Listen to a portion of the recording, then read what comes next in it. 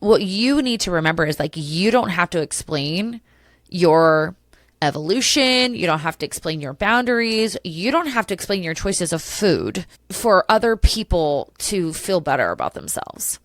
Welcome to the Mindset Mirror Connection podcast, the podcast where we debunk the eat less, move more, shrink more mentality and focus on what really matters, which includes your relationship with your body, food, self-worth, and the behaviors that align with all of those. I'm your host, Christina Hathaway, licensed therapist with specialized training in food and body obsession, certified personal trainer and nutrition coach. At the Mindset Mirror Connection podcast, we believe what you say in your mind, you see in the mirror. So let's have a conversation about that. Before we get into today's episode, I want to make sure you subscribe to this YouTube channel. Also, if you don't want to miss any content that's being dropped, make sure you hit that notification bell as well. I also want to know who are the people you want to hear from on this show and what topics would you like me to continue to cover. Thank you so much for your continued support. Now, let's get into the episode. What is up, everyone? Welcome back. I'm so excited you took this time out for yourself to learn something about your physical and mental health. I am working with a different scheme of like how I want to set up this podcast on YouTube. If you haven't already, make sure to subscribe to our channel. Even if you don't watch YouTube, just subscribe. It'll take you 2 seconds and that helps me out so much. So I'm trying to figure out like how I want to set this all up, because obviously I have the studio and I have this couch, and obviously for those who've been longtime listeners, you know there was 2 of us. Now there's 1 of me, and I just don't know what to do. So sometimes I have like my little iPad on a stand. Sometimes I don't. So we're going to figure it out. But that is not what we're talking about today. Today we're talking about how to survive your fucking family during the holidays. And we're going to get into something that is not just important during the holidays. So I think it's really important for you to listen to this all the way through, because we're going to talk about the roles that we play in our family systems. And what I want you guys to realize is like, you're going into the gauntlet, baby. Every time you have that family dinner, that family gathering, it is full force, no stop, family drama, and you're just basically a 7-year-old again. Now, this is for the families who haven't done their own work, of course, but we don't even realize the amount of micro traumas that we go through when we have family gatherings. On top of that, we also have food at these family gatherings. And for some of you, food has been the way that you've managed your family. And so it is going to be incredibly important, especially if you're a listener of this podcast, because you obviously listen to this podcast because you want to change your relationship with yourself, with your body, with food. That's why you're here. And I'm thankful for that. When you are already in the midst of making this change, going to a family gathering can make you feel like you've just gone back to, 1982. You don't have to do that. So what we're going to talk about today is not just, normal family comments and judgments and pressure around food, but we're also going to talk about how the dynamics in our families matter and our role in that. So we're going to look at and unpack the 6 dysfunctional family patterns, how they show up now, what they can look like at your family table, and how to change the entire dynamic of all of the things we talked about. So here's what we know when a family system is under stress, whether that is stress from an addiction, stress from perfectionism, stress from intergenerational trauma, stress from unspoken pain. People in the family unconsciously they take on these roles, and that role helps the system to keep functioning. Okay. But oftentimes these survivalistic identities can become identity traps, because we then carry them not only into our adolescence, but adulthood, and they very much can show up today. Now, for those of you to understand where I'm coming from with this is I'm a marriage and family therapist. You also have counselors, social workers, addiction counselors, psychologists. And everyone's always wondering, like, what's the difference? Well, the major difference with MFTs is that we look at the entire system of the person who is in front of us. We see the person in front of us as the person with the mental health symptoms. However, unlike other modalities, we don't say, fix that person, fix their symptoms. We say, this person is a representation representation, of a bigger system that is contributing to these symptoms. So that's what we're going to talk about today, are these roles. Now, I want you guys to ask yourself the question, what was I praised for in childhood? What types of feedback did I get for, was it, academics? Was I praised for being a hard worker? Was I praised for being independent? Was I praised for being mommy's little girl or daddy's little girl and getting a ton of attention? What were you praised for? And then secondly, what were you criticized for? Were you criticized for having emotions, being too sensitive? I hear that all the time. Were you criticized for making mistakes? Were you criticized for getting B pluses instead of A pluses? Were you criticized for not looking or acting a certain way? Were you criticized for the way you ate? I want you to be thinking about that as I go through these 6 dysfunctional roles. So the first role is the hero, and I'm just going to read off of my iPad. So the hero is the overachiever, the fixer, the one who proves that the family is fine. So what does that mean? Well, in family systems, you have that kid that gets to straight A's, gets to honor roll, has good attendance. And from the outsider looking in, they'll look at that kid and say, wow, this family must be doing so well. Look at Johnny. Look at Susie. They're just such amazing children. They must come from a good home. Now, that doesn't mean that every kid out there who's a good kid comes from a dysfunctional family. However, oftentimes that child's role is to say, look, nothing to see here. Everyone here is fine, right? The problem is in adulthood, this becomes you, my high-performing woman who burns out trying to hold everyone and everything together. This is a lot of you. Why do I know that? Because this was me. I am like a chameleon. I can take a lot of these roles on at one time. But during the holidays, you might be the one who coordinates the menu, the travel, the gift exchange, the holiday party. You're the one who can't relax because you're literally the glue that holds everyone together. And you are terrified that you might crumble because you have too much on your plate. And if you crumble, what does that mean about you? What does that say about your family, right? So that is the hero. The next one is the scapegoat. And the scapegoat is the problem child, and the one responsible for all of the family's chaos. So just like the hero is responsible for saying, nothing to see here, everything's fine, the scapegoat oftentimes is like, well, Johnny is actually the problem, and if we could just get Johnny to get his shit together, then we'll be fine. If you could just figure this out, if you could just follow the rules, then this family would be fine. You're the cause of our problems, which is not true. It is not true at all. In adulthood, this is a person who rebels, often is the one who's the truth teller in the family. They're often labeled as difficult. They're going to go against the grain. And the truth teller is normally, like the way I've seen it, is the youngest, because they've just been sitting back and like looking at what everyone has been doing. I think of myself, I'm the third, right? I'm the youngest. And I was a truth teller very early on in my childhood. And I just look at things and I'm like, this isn't right. This isn't how it's supposed to be.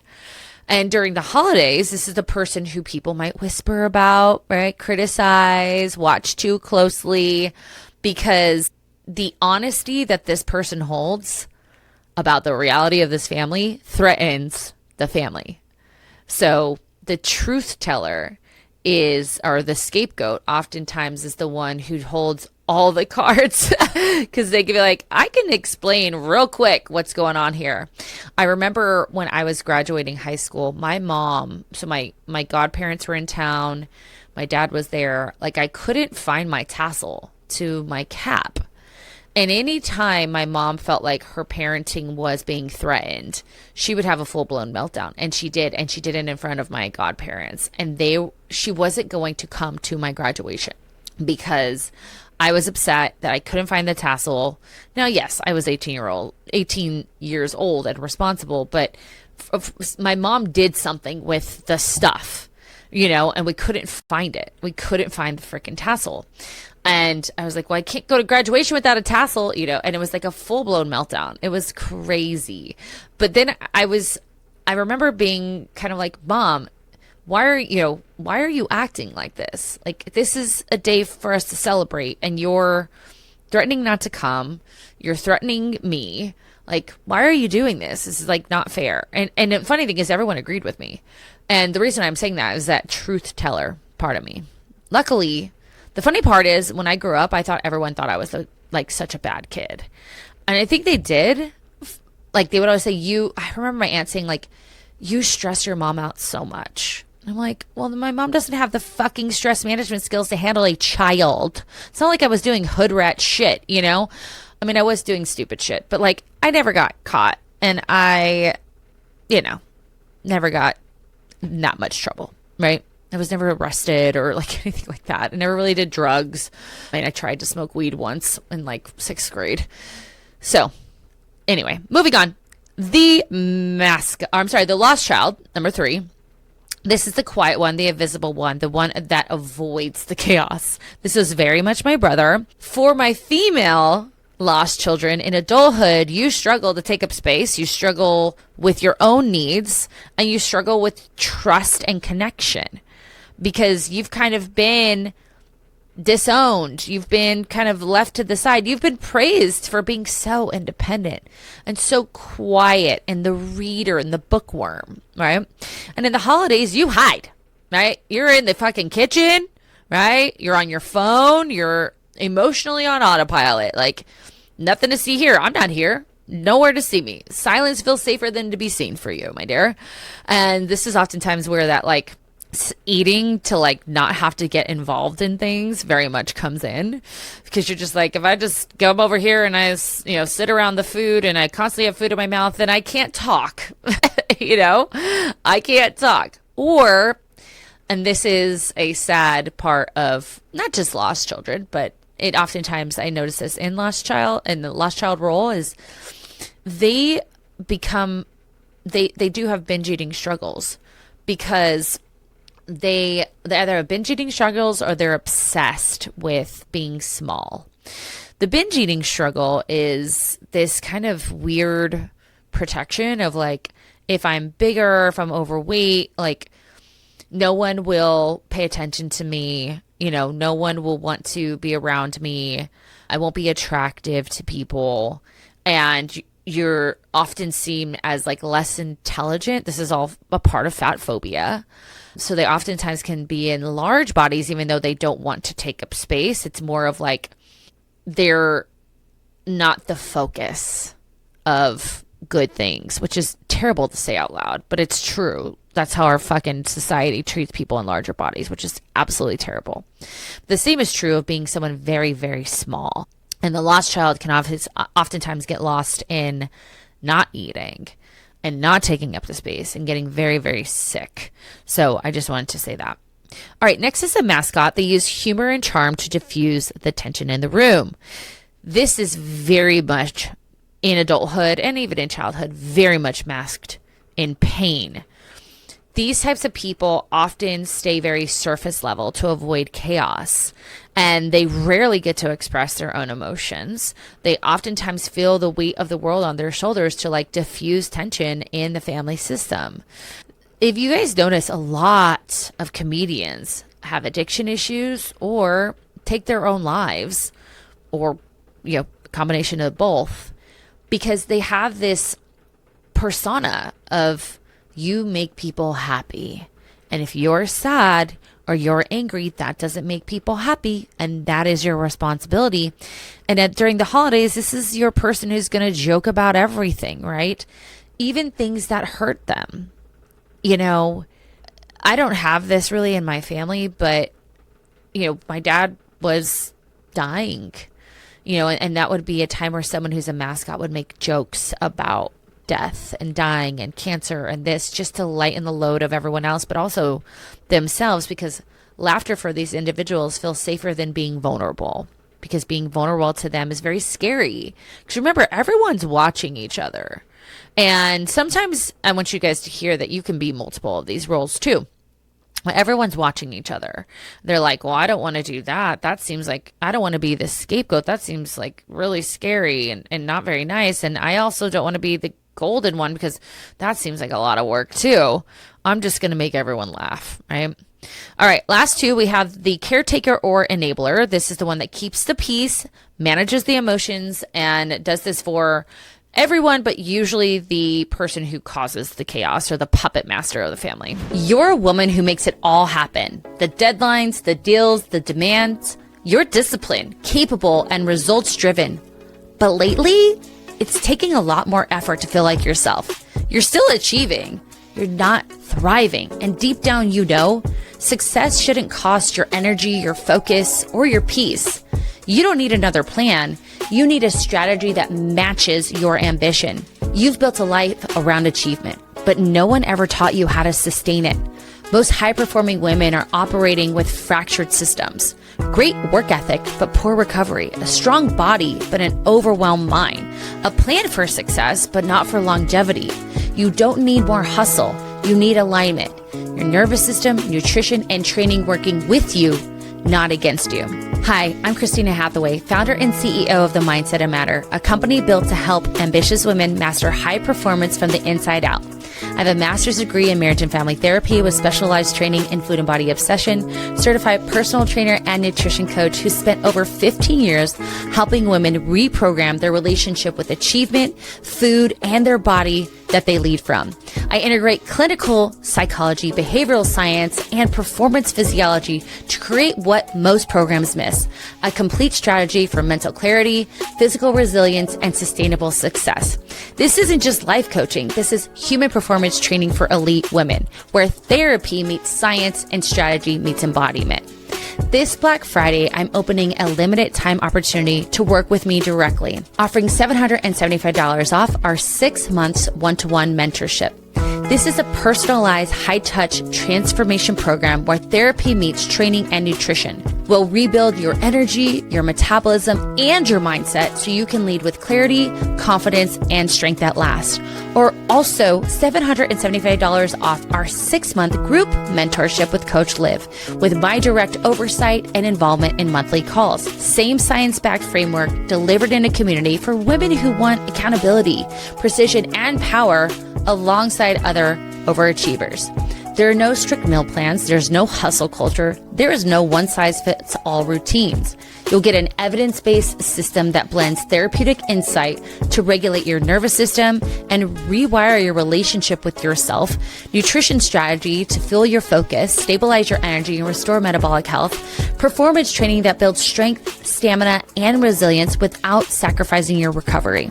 Because structure isn't the enemy, misalignment is.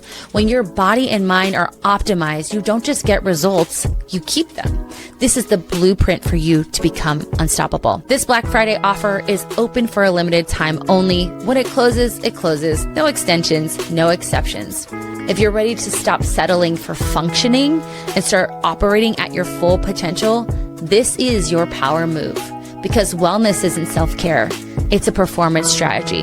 And the women who understand that, they don't just succeed, they lead this standard. The Mindset of Matter, where therapy meets physiology, where high-achieving women come to lead stronger, think clearer, and live with unmatched power. In adulthood, they become the empath who's exhausted by everyone else's energy, but they can't stop taking responsibility for taking on everyone's energy and being responsible for their emotions and adapting themselves to that person's emotions. You are the person who's serving. You're the person who's cleaning. You're the person who's checking on everyone at the holiday dinner, except your damn self. She is the one who is just running around trying to appease everybody, right? The problem is she's also the enabler. And I at times took this on because my mother was the person who was the puppet master. And in some family role systems, they call that person the addict. And I'll talk about that here in a sec. But the puppet master is the one that everyone's walking on eggshells around, just like someone who's an addict. And the addict oftentimes is the one that people have to be like a chameleon towards. So the enabler will enable that behavior. And I was that. And I realized it because what I noticed I would do is my mom, who very much struggles with her own emotional management, would huff and puff, making 10 to 15 different fucking meal items for Thanksgiving and Christmas. And she would burn something and she's slamming doors and she's huffing and puffing. And rather than number one, having her own emotional management skills to manage that, number two, delegating and asking other people to bring something because she fears if she asks for help or isn't the one doing all the things that she's worthless. Number three, does not use her voice and ask for help in that moment. When I went in there and rescued her, like, oh, let me help you. What do you need me to do? I was enabling that behavior. All right. So let's get into number 6, which is the addict, or as I say for families that don't have actual addiction like mine, the puppet master. And the puppet master uses their own lack of boundaries, both emotional, physical, mental, time boundaries. They're very boundaryless. They're also unable to moderate themselves, meaning they're unable to like moderate their emotions, like I just talked about. They have very low self-esteem, but oftentimes blame other people for why they act the way that they do. I heard more times in my life, oh, stop it, Christina. Oh, stop it, Christina. Look at what you're doing. Look at how you make me feel. Oh, I'm the worst mother in the world. And it's like, okay. The puppet master or addict, again, is someone that you have to walk on eggshells around. And this might be you guys. So in adulthood, you sound like my mom. You are being very passive aggressive. You don't ask for things directly.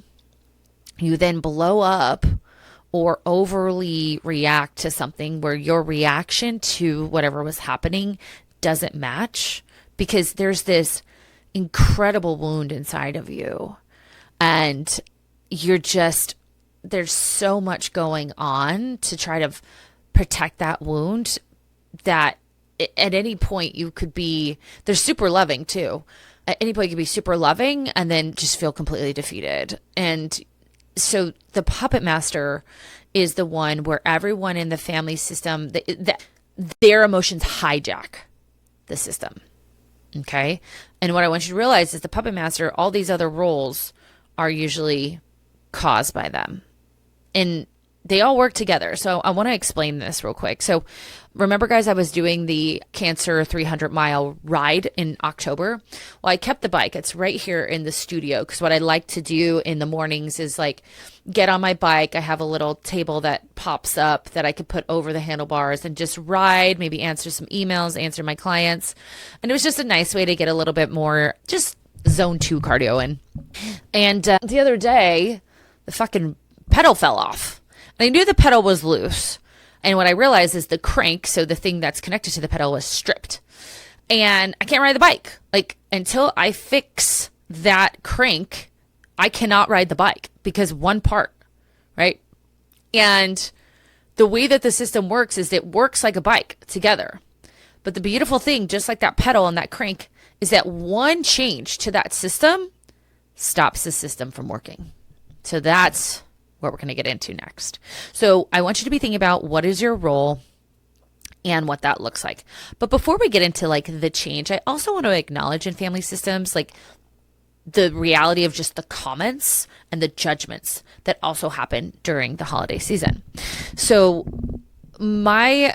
for me as the fit one, I somehow become the authority in how people should eat or not eat. I need to give people permission to have things.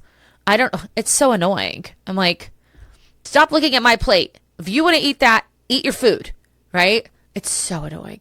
But I will also be the one in the same breath to be like, okay, let's go walk around the green belt after this meal. So yes, I am kind of annoying too. However, there's so much worse than that. I have witnessed my family members make comments about people's weight. Some of the most derogatory comments I've actually heard in my life. And it is appalling. I've heard my family members comment about people on TV in these fitness commercials that are going to be everywhere because obviously Christmas is coming up and people buy gifts because they want to get ready for New Year's. And they're like, new year, new me. So I have heard that. I've heard my own mother say, you're not eating enough, you're too skinny. I've heard my own mother push food on other people. I've heard numerous people say, like, I shouldn't be eating this. I'll get on my diet tomorrow. Like, oh, just a little bit more. Like, or I'm so full, I'm stuffed, and they can't get up. Right? So family comments aren't just about what's being said. They're about like everyone's shit and like what they're not doing for themselves, like what they're not healing for themselves. So, for example, if someone's like, oh, I've gained so much weight, right? That translates to I'm uncomfortable with bodies that don't look like the status quo, including my own. You might hear, oh, you're still single? When are you going to find a partner?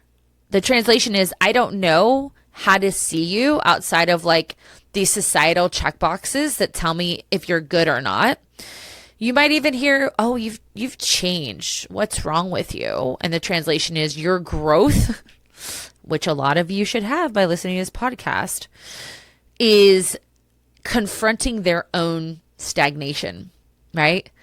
But more than that, I'm just going to have carbs for today. I'm going to, start again tomorrow. Like all of that all or nothing thinking, all of the diet culture bullshit, all of that happens around the holidays.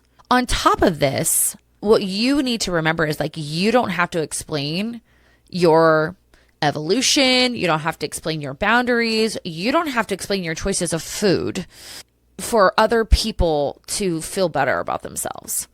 You can very much ask for there not to be body comments. You can ask like, please, like, I am not the authority on what you should eat. Like, if you want to eat something, eat it. You can also say, I would like to enjoy my meal and not feel pressure. And pressure is something I want to talk about because food in certain families is not just this neutral thing. There's a lot of control. There's a lot of shame in regards to eating, especially in certain cultures. I'm half Hispanic and half Italian. So there is this food is love mentality. I love you so much. I want to feed you, right? And there's a pressure to eat a lot. There's a pressure to make sure you eat certain things. There's a pressure sometimes to eat everything because if you don't, you're going to make mom feel bad. And that is really tough on top of the pressure that all of us overdo it. We might all overdo it with alcohol, which is something I talked about before. We might all overdo it with food. So we have these roles, we have these comments, and we have these pressures. It's like this trifecta of just nonsense that we have to deal with. And the pressure isn't just to eat, right? It could be eat more. It could be don't eat too much. It could be about, you looking a certain way or eating a certain food. But it's not just the pressure of that. It's like this power that people want, this belonging, this control of, if you eat my food, you love me. If you eat my food, you are a part of this family. If you don't eat, I love you, right? So for those of you healing your relationship with food, like it is okay to justify just having one plate of food. You can not even have to justify. You don't have to justify it. You can have it, is what I'm saying. You can say no, thank you without guilt. You can also say, yes, I would like that pumpkin pie without shame. Remember, the comments, the judgments, the pressure is for that person to feel a sense of connection, control, power, belonging. It is not yours. Your power is in your peace. So being able to say and state these boundaries is incredibly important. Real healing isn't at the end of what you had or didn't have on your plate. It's working from this place of self-trust, whether that comes from your eating, your boundary setting, your having the food, not having the food. It comes from that. It doesn't come from this place of self-protection, because self-protection is just going to keep you in those roles. Okay, I want to say something incredibly important that I don't think enough of us talk about. There is a normalization in society to normalize binge eating during the holidays. This normalization of like excessive food consumption, everyone does it, rotting on the couch afterwards. And I mean, obviously, there is more food available during the holidays. But also, I don't think anyone considers everything I'm talking about on this podcast. They don't consider that the holiday season puts you back into dysfunctional family roles if you're with your family. They do not talk about the fact that during the holidays, there is more judgment, comments about food, comments about bodies than any other time. And also during the holidays, there is that pressure to eat in the way that we do, whether that is culturally, whether that is just from a family standpoint. You need to eat like us. And if you don't, we are going to shame you. No one ever talks about the three things we're talking about here. We just normalize the fact that people overeat. And everything that I'm about to go into is going to discuss how to not make that your norm anymore. We can very much have holiday foods and enjoy them, eat them moderately, and not fall into this gluttonous, out of control cycle that is portrayed everywhere around the holidays. And or we can have the foods that we want and enjoy them and feel satisfied, again, without having to overdo it. So let's get into how to change all of this. So actual transformation starts with recognizing your role, right? Naming it. We want to name it without shame. You guys all know that awareness is super powerful. Awareness is the first step in changing anything. I can't change what I don't know, right? So what we're going to do is just say, wow, Christina, I'm the hero. Like, I'm the one who comes in and I'm doing all the things and I'm making everyone happy. And I'm not giving any time for myself. And I end up overeating, or I end up feeling, completely wiped out for the next 2 weeks. I can't get anything done. That's me. Just name it. And we're going to do it without judgment. We're not going to judge ourselves around it. We're just going to say, this is who I am. This dynamic has been created this role, has been created out of a dynamic in my family. And this version of me was just trying to belong. It was just trying to belong. But she doesn't have to show off or show up anymore. Okay. So that's number one. Number two, we're going to regulate our bodies and then respond to it. When your body is triggered, right, you're going to have this response. And as I said before, it's really hard for us to think logically if our body's like in that fight, flight, freeze, or please mode, because really all four apply when we're around our families. We want to just take a breath, right? We want to take a breath, feel your feet on the ground, maybe go outside, get some sunshine, unclench your jaw a little bit. Don't match everyone else's energy. And that's really hard because you can cut it with a knife sometimes, right? You don't need to match anyone else's energy. In that moment, we need to master our own energy. Let us calm down. Let us tell our bodies that we're safe. And then we're going to go into responding, which is number 3, setting micro boundaries. I don't know how many podcasts I have said boundaries in the past month, but boundaries don't have to be this explosive thing. One of my boundaries that I did with my mom is I stopped rescuing her. If she did not ask me directly, nor if she couldn't do it on her own, I don't offer help. I don't offer help no matter if she's huffing and puffing. I don't offer help. If she needs help, she needs to ask assertively, with confidence, and I will gladly go in there and help. And once I started doing that, unfortunately, my brother kind of went into that role, and I think he and I talked about it, but then my niece started doing that role. My niece really likes cooking. However, good news is my mom has done a lot of work on herself, and the way that she interacts with my niece, that dynamic is different than me. So it's a lot a bit healthier. No, I don't want to put that on my niece, and obviously want to teach her boundaries, but she's an adult. So I'll just teach her by doing or not doing. Other ways that you can set boundaries is what I talked about. We're not talking about bodies. Can we not make comments about bodies? Can we change the subject? Right? silence, just being quiet. If you're not already the quiet one, of course. You can, as I mentioned, say like, if you want to eat something, eat it. Like, don't look for me on how to eat. This is what I like to eat. The funny thing about me is like, I actually don't like holiday dinner. I just don't, it's not good. Ugh. My husband loves it. It's his favorite meal of the year. And I'm like, gross. So like, I'm not going to have a lot on my plate anyways. I'm probably going to have a protein, some colors, and like a love food. Like, I love baked mac and cheese and I love mashed potatoes. So I'm going to probably have those on my plate. And I'm going to eat that just like I eat any other meal. But if my family's mentality is like, oh, she's the fit one, she's the one that we need to look at on how to eat, you're going to have a really shitty meal, right? Because you might like all of those foods. But just remembering those micro boundaries are incredibly important, right? And micro boundaries, so if we go back to our roles, might look like this. And let me just go back to my notes. Instead of being the one to coordinate the menu, if you're the hero, ask someone else to do it. You delegate that.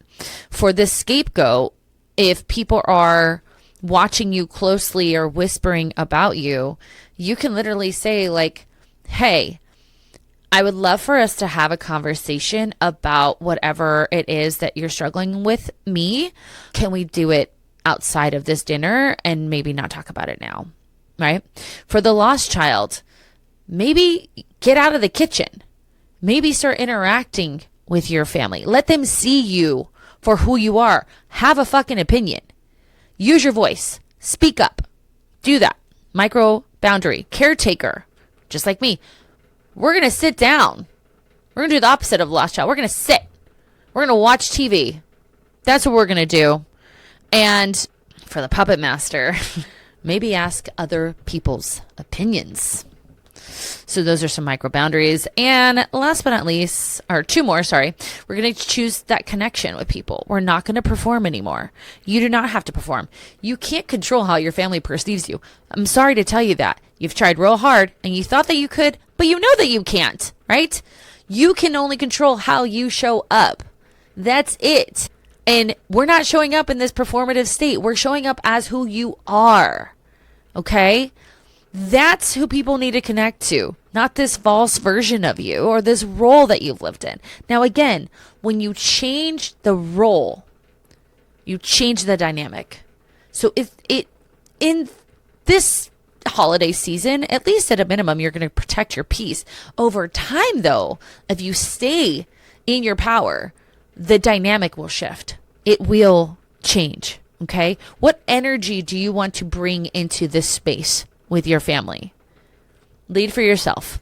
What energy do you want? And then we're going to reparent that little kid in you. That younger version of you does not need to be fixed.